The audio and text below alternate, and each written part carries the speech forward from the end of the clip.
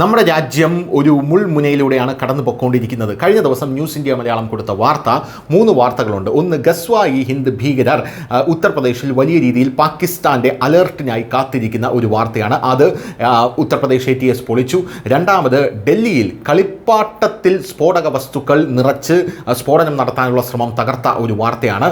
മൂന്നാമത്, നമ്മുടെ രാജ്യത്ത് വിവിധ സംസ്ഥാനങ്ങളിൽ റെയ്ഡ് നടത്തി 2 ഡസനോളം തീവ്രവാദികളെ പിടിച്ച വാർത്തയാണ്. ആന്ധ്രാപ്രദേശുണ്ട്, മഹാരാഷ്ട്രയുണ്ട്, വെസ്റ്റ് ബംഗാളുണ്ട്, ത്രിപുരയുണ്ട്, തെലങ്കാനയുണ്ട്, അങ്ങനെ പല സംസ്ഥാനങ്ങളിൽ റെയ്ഡ് നടത്തി. ഇന്നിപ്പോൾ വരുന്ന വാർത്ത, ശ്രീനഗറിൽ നിന്ന് 5 തീവ്രവാദികളും അന്തർ സംസ്ഥാന ഭീകര സംഘടനയും പിടിയിലായിരിക്കുന്നു എന്നുള്ള റിപ്പോർട്ടാണ്. കാരണം ഏത് നിമിഷവും ഒരു യുദ്ധം പാകിസ്ഥാനുമായി നമുക്കുണ്ടാകാനുള്ള സാധ്യതയുണ്ട്.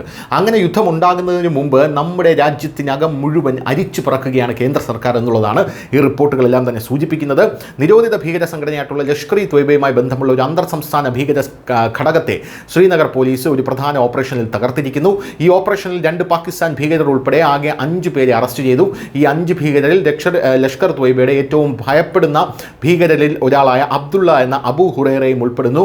16 വർഷമായി അബു ഹുറൈറയെ പോലീസ് തിരഞ്ഞു വരികയായിരുന്നു എന്നുള്ളതാണ് റിപ്പോർട്ട്. അതായത് 16 വർഷമായി പോലീസിൻ്റെ കണ്ണ് വെട്ടിച്ച് നടന്ന ലഷ്കർ-ഇ ത്വയ്ബയിലെ ഏറ്റവും വലിയ ഭീകരനെയാണ് ഇപ്പോൾ പിടികൂടിയിരിക്കുന്നത് എന്നുള്ളതാണ് പ്രധാനപ്പെട്ട കാര്യം. കഴിഞ്ഞ 16 വർഷമായി അബു ഹുറൈറ ഒളിവിലായിരുന്നു. ജമ്മു കശ്മീരിന് പുറത്ത് ലഷ്കർ-ഇ ത്വയ്ബ താവളങ്ങൾ സ്ഥാപിക്കുന്നതിൽ ഇയാൾ അഗ്രഗണ്യനായിരുന്നു. അബു ഹുറൈറയെ കൂടാതെ മറ്റൊരു പാകിസ്ഥാൻ ഭീകരൻ ഉസ്മാൻ എന്ന ഖുബൈബിനെയും ഈ പ്രധാന ഓപ്പറേഷനിൽ അറസ്റ്റ് ചെയ്തിട്ടുണ്ട് എന്ന് പോലീസ് പറയുന്നുണ്ട്.